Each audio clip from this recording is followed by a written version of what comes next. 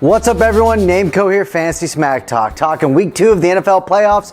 And if you ain't in daily, you're missing out because it is so much fun. So sign up for DraftKings, use the promo code FSC, or follow the card link in the description below. Deposit at least $5, and you'll get a free entry into a contest that you can use this week and use some of these guys. Now, last week wasn't my best week. We had an amazing regular season.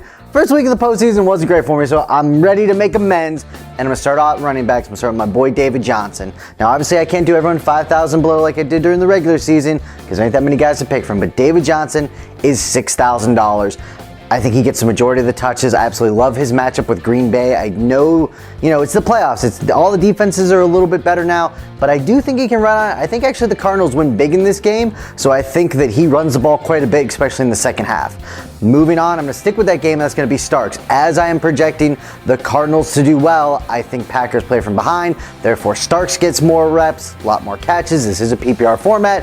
$4,000 for Starks against the Cardinals. I like that. All right, moving on to wide receivers. The one wide receiver I do like on the Green Bay Packers is Jones. He's 4,600. He's been getting double-digit targets, it seems like every single week for like the last 5 weeks.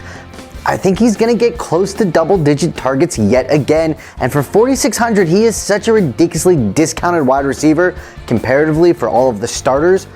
He's finding his way into a ton of lineups for me.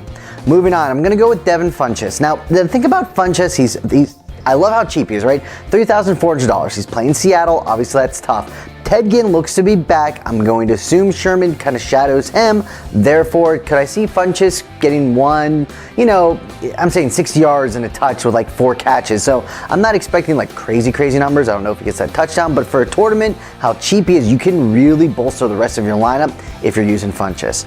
All right, as we go on to tight ends, I'm going to go with Kelsey. He's 5,100. He was the third, right? Gronk's the first one, Olsen's the second, then you got Kelsey.